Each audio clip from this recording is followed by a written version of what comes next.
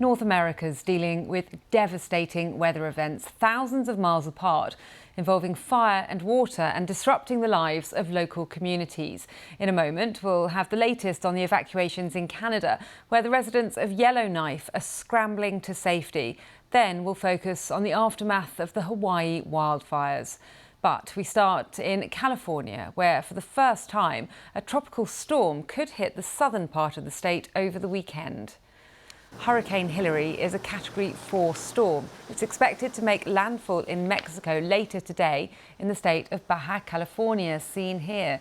It's forecast to downgrade to a tropical storm before hitting southern California, with San Diego and Los Angeles in its path.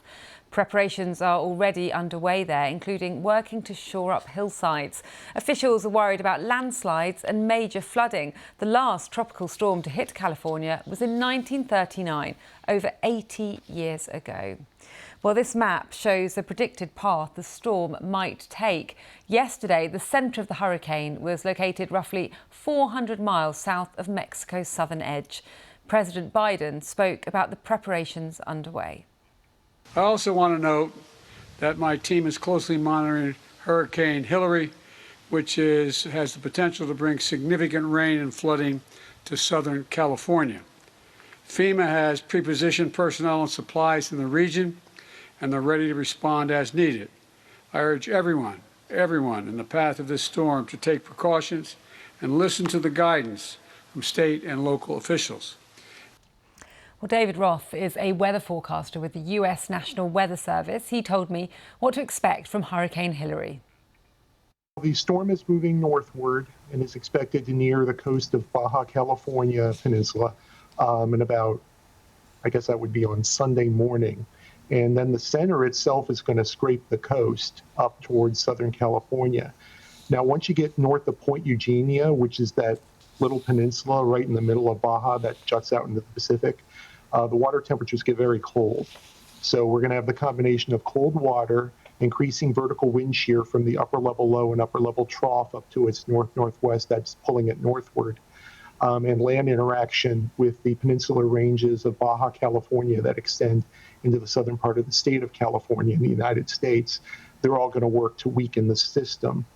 It's probably not going to have a whole lot of central thunderstorm activity by the time it gets to Southern California, but that's not really where we're expecting the main threat. We're expecting the main threat to be from all this moisture, instability, and strong winds that are coming up from the Gulf of California to the east of Baja. They already saw an uptick in shower and thunderstorm activity today across southern Nevada and portions of Arizona, and that should really increase over the next few days.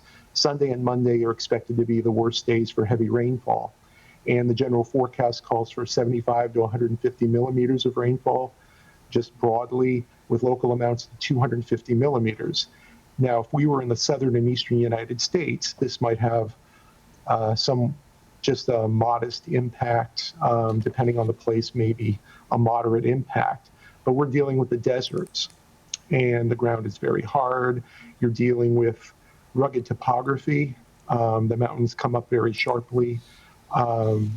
You're also dealing with, because it's a desert, whether we're talking about the Mojave Desert, which is the lower desert, or the higher desert up in the Great Basin, you're not dealing with a whole lot of vegetation except in the mountains. So every time it rains in some of these places, these washes, which are basically dry rivers or dry riverbeds, they activate. Suddenly you have these rivers and streams where they really haven't been in a long time. David Roth speaking to me earlier.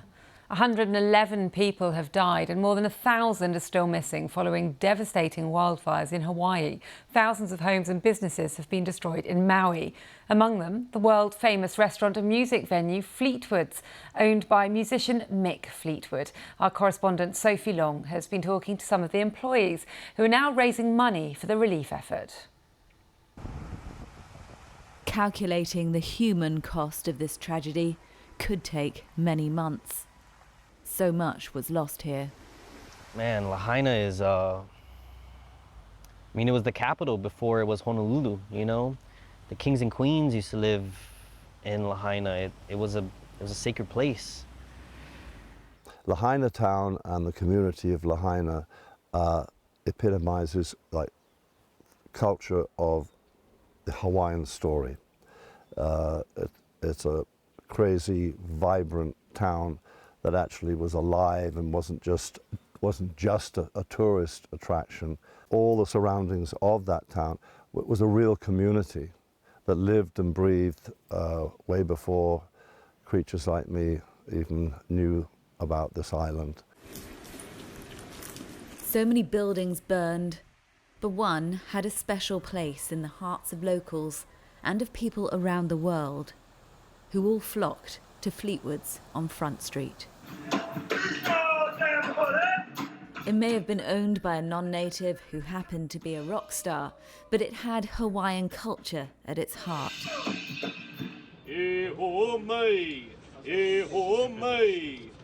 was my job, it's my responsibility to just keep the Hawaiian culture there. That was one of the first things that I feel like Mick wanted to do. Since opening, he wanted to always have a Hawaiian presence there. Kately is our kumu, so he would do an oli, a chant in Hawaiian, and talk about the connections of the Hawaiian Islands from the Hawaiian perspective. And then I had the blessing of being able to do so, not just playing the bagpipes, but kind of as a bard to share the amazing connections between the UK and these Hawaiian Islands. You know, people come and they look at the Hawaiian flag and they say, "Ah, why is a Union Jack in it?" And then they go on with their holiday, don't think about it. But it's not, this is the only place in the world where the Union Jack flies and was never officially a British territory. All those who worked at Fleetwood's, more than 120 of them, have now been accounted for. But many of them have lost everything. They've all lost their jobs and a place they called home. For a lot of people working there, it wasn't just a job. It was a second home, you know. What will you miss most about Fleetwood's? Everything, from the smell of the wood to the sun on my back, standing there with the eight yards of wool, the sound of the crowd, the interaction, the smiles between people that know each other extremely well as a family. The whole place. It really was magic. Lahaina town has gone, but the culture has not gone. It, in fact, is being reminded about how important it is. What it will be, I don't know, but it has to have a sense of history to it and have a hallowed vibration, a hallowed tribute to what happened there. People here are overwhelmed by grief, and the journey towards healing will be slow. But they hold on to hope and the breathtaking beauty that remains. Sophie Long, BBC News, Maui. The Western Canadian province of British Columbia has declared a state of emergency as the country deals with its worst wildfire season on record. The western city of Kelowna is under threat after embers blew across a lake from neighbouring West Kelowna. And residents of the remote northern city of Yellowknife, which is threatened by a huge wildfire, have been scrambling to leave. An official deadline to evacuate has already passed. Our North America correspondent Peter Bowes reports. The scale of the emergency facing Yellowknife and its 20,000 residents can be seen in these satellite images. Smoke billowing over the remote city as fire rages all around. Everyone's trying to get out. There have been long queues at petrol stations and for buses to ferry people to safety, with just a few belongings and their pets.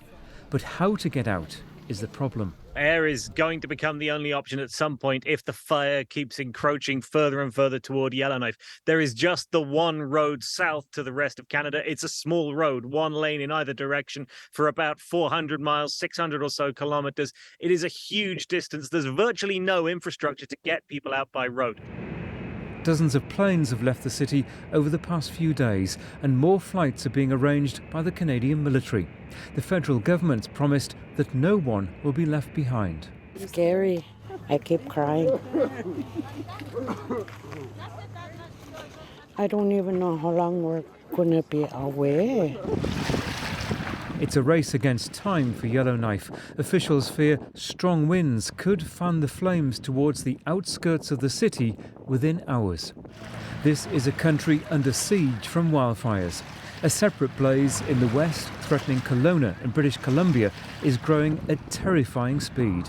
There are more than 1,000 active fires burning, half of them out of control. Canada's worst ever wildfire season is showing no sign of letting up. Peter Bowes, BBC News.